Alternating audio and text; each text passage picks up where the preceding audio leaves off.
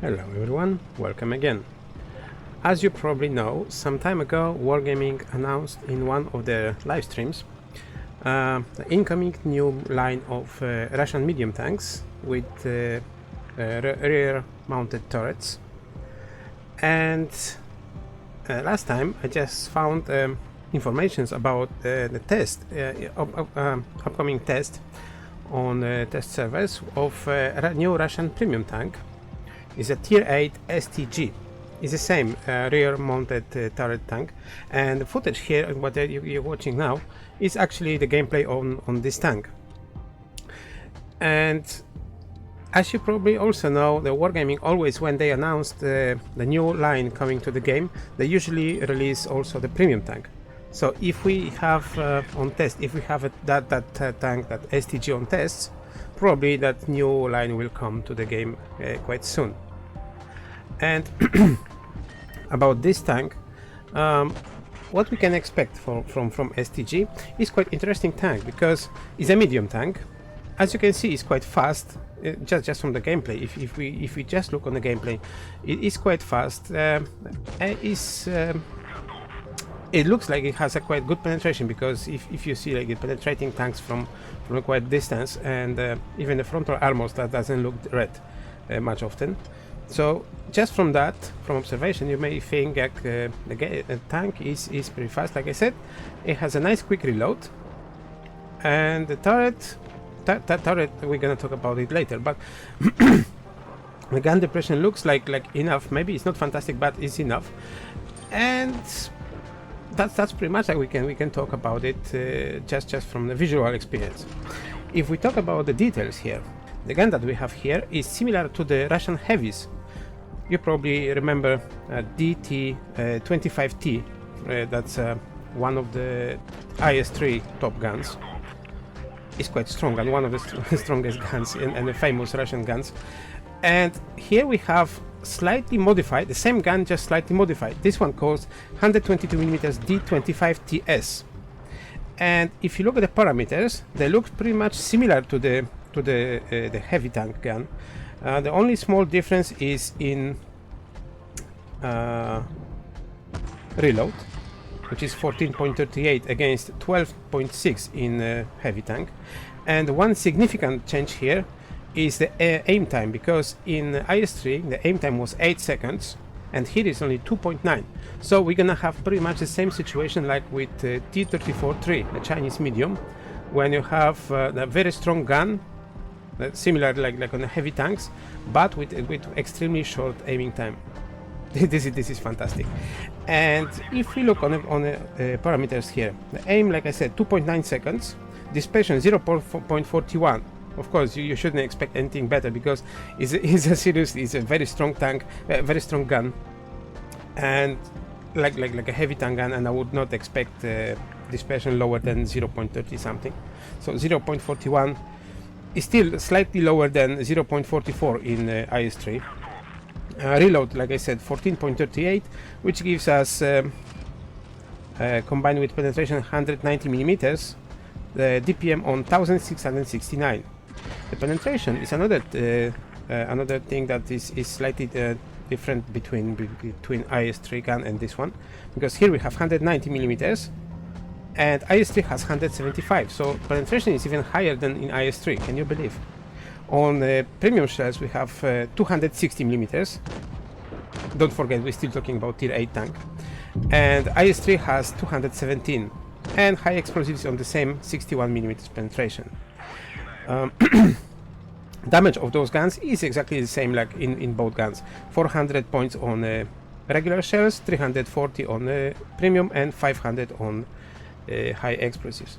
So the main difference here is reload time, about 2 seconds difference in favor of STG, and the huge difference in aiming time, 2.9 against 8 seconds.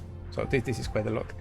Depression is the same, 5 degrees in both cases, and elevation, STG has a slightly lower, because it is only 17 degrees when there was 23 degrees in IS-3.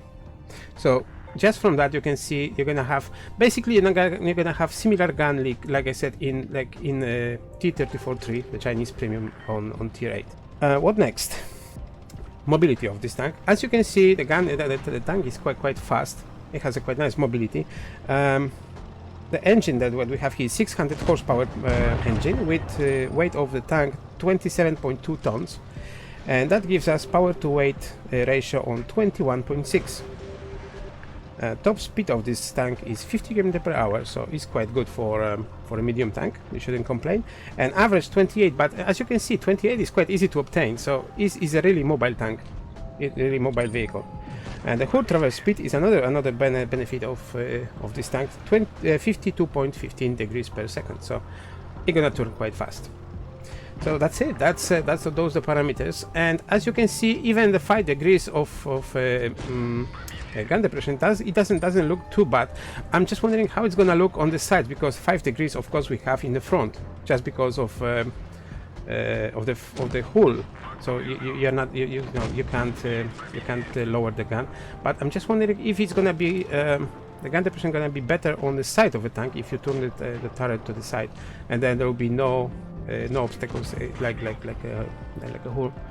So the next thing as we're supposed to talk is probably the armor profile of this tank. So this is armor profile of STG tank, and as you can see, we have quite interesting situation here where the turret is quite well armored, at least the frontal part of the turret. As you can see, we have 271 millimeters. It's a tier 8 tank. 258, 316, so it goes up, you know, the angle, of course, angles gives us additional armor parameter. Pretty small gun mantlet that covers front of a turret. All this side is quite well armored, and then if we go up, it looks pretty much good, because as you can see, 295, 511, so this one gonna bounce. So all the frontal part of the turret seems quite solid. The problem starts here on the commander's hatch. 134 millimeters is not much for a tier 8, and especially for tier 9 vehicles. Even some tank on tier 7 can penetrate that easily. 134 millimeters here, 46 millimeters on the top, but it is really tiny, so they're gonna be quite difficult to penetrate. At least if you stand on above this vehicle, you may shoot like high explosives down to the commander's hatch. So the first weak spot we're gonna have here. The next one is on the hull. We have only 151 millimeters on the frontal plate and 146 on the lower part of the hull armor. So all the frontal armor is quite weak. This is a huge weak spot on the turret, so only the frontal part of the turret is quite solid. On the sides, there's not much difference. 46 millimeters all along, 45, 46 millimeters. So this is really weak armor here, and gonna be very sensitive for high explosive shells. That's for sure. On the turret, situation is slightly higher, because here we have that stronger part with 140, 145 millimeters, 220 even here. But if we go back, it goes down. 108 millimeters here, 121 here because of the angle, and here we got already 67 millimeters. But the angle is quite nice, so it might bounce something. On the back, I wouldn't expect anything fancy, because as you can see, 49, 50 millimeters here, 57 on the lower part, and there is 50, 50, and then 130 here on the top. But nobody shots here. Everyone just aiming to the weakest part, like here, like 49, 50 millimeters. So this is very weak.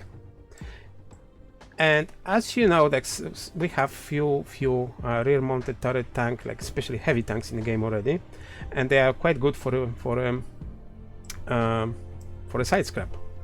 But if you try side scrapping here, you may be really badly surprised. Look, we had 150 millimeters. That angle goes completely flat in this position. So you got 150 millimeters here, 216 here. Seriously, it's not much. And here 160, 170 millimeters. But then in this case, all this part gonna be a weak spot, and probably part of the side armor as well. 185. So against the higher tier, against tier 9, that's not, they will not protect anything at all. And also this one, that's gonna be slightly slightly dangerous position, because you're gonna be easily penetrated here and also here. So I would not expect. I would not try to make the sky side scrap on this. The same with gun depression, only 5 degrees. It will not help much, because as you can see now, if you manage to do that, it will be difficult to hide this. And here we have 165 millimeters, also quite easy to penetrate, and still have that huge cupola visible for the enemy. So this is not like using that rear mounted turret heavy tanks for a side scrap. You should be really careful if you plan to do that at all. It's just a medium tank, so it shouldn't be designed for a camping. Maybe in some cases, like extreme situations, you may try to do that, but I will not recommend. That's it. So now, if we have some information about the premium tank that we can expect soon in the game, we can talk about the whole line that we also may expect. As you know, or maybe not, then I will try to bring some additional information. In Big World of Tanks, we already have a line of the back-mounted, rear-mounted turret Russian medium tanks. There is the line to K91. It's exactly. If you look, K91, we have already in the game. It's one of the Russian premiums, the one with the autoloader. And if you look at the profile of this tank, it looks pretty much the same like the World of Tanks K91, but the only difference is our K91 has a turret in the front of the tank, and the World of Tanks, the Big World of Tanks K91 has pretty much the same armor profile and pretty much the same model, just that turret is mounted on the back of the tank. That's the only difference. And this is tier 10 in World of Tanks, and on tier 9 we have object 432 and tier 8 object 416. Before that we have 8044 and A43. All this line is coming from tier 34, of course. And like I said, we may expect, I don't know if it's gonna be the whole line from T34, or they will just add the last 3, like tier 8, 9 and 10 to the game. We're not sure. we don't know anything. This is just like I said, the speculation about the World of Tanks line and what we may expect in this game here. So like I said, they have a whole line like tier tier 6, 7, 8, 9 and 10 of the medium tanks, and they are pretty good tanks. All of them are pretty good tanks, so it's going to be quite interesting. Of course, like we talk about the armor profile, this is rear mounted turret tank, but you shouldn't use this as a typical like on a heavy situation when you can easily side scrap with those vehicles. This one has not much armor. Actually, only turret is well armored. The rest of the tank is quite paper, so is really easy to penetrate. So probably you should stay more in the move than camping, and just play as a regular medium. The only difference is gonna be the rear mounted turret. That's it. So that's it for today. I hope those information are going to be somehow useful for you, and maybe you'll find some additional information, or maybe Wargaming gonna bring some details soon to our public knowledge. Like I said, that's it for today. If you like my materials, you can subscribe to the channel and stay tuned for incoming ones. If you like this one, you can thumb up. That would gonna help me a lot. So what else? If you, like I said, if you like my videos, you can subscribe to the channel, stay tuned with me, and I'm gonna be happy to see you again, and of course bring another information, another videos, just to entertain the community. Like I said, thanks everyone for watching. That's it for today.